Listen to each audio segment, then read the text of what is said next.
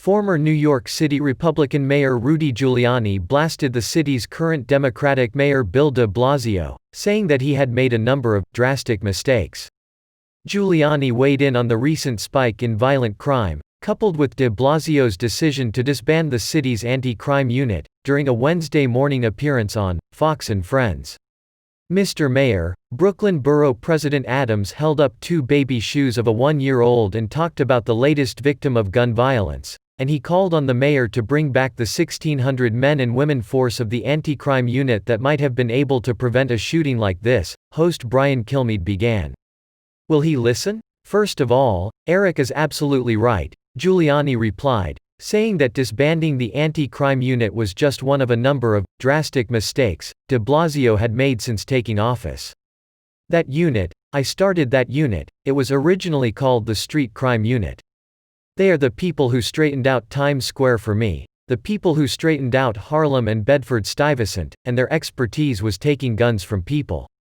Giuliani went on to argue that simple gun control laws were useless and ineffective, adding, bad people don't control their guns.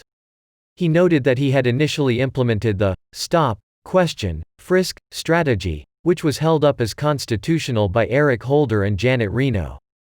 I convinced them it was constitutional. I limited it to 100,000 per year, Giuliani added, noting that the uptick in later years was what had ultimately led to mistakes and abuse of the program.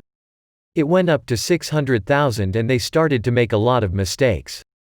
Host Steve Doocy went on to ask about de Blasio's apparent strategy, which began with the dissolution of the anti-crime unit and a $1 billion reduction in funding to the NYPD.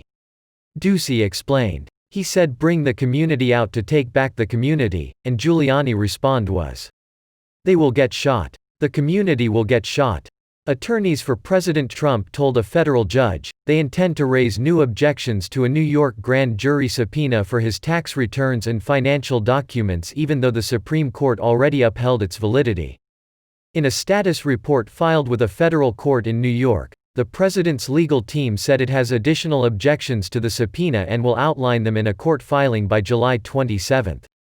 The move will surely drag out the subpoena battle in the lower courts for weeks. President Trump's attorneys said they will likely claim the subpoena issued by Manhattan District Attorney Cyrus Vance is too broad, politically motivated and not relevant to a legitimate investigation. They also said they want to know more about the nature and scope of the investigation, so the grand jury can get everything it's requesting. Mr. Vance said the president can only oppose the subpoena on the same grounds he raised before the Supreme Court. The High Court earlier this month rejected the claim that presidents are immune to criminal investigations.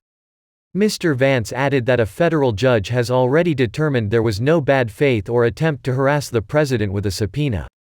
A hearing is scheduled for Thursday to discuss a potential briefing schedule.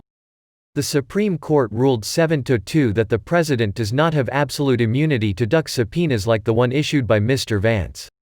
Chief Justice John Roberts wrote in the opinion, in our judicial system, the public has a right to every man's evidence. Since the earliest days of the Republic, every man has included the President of the United States.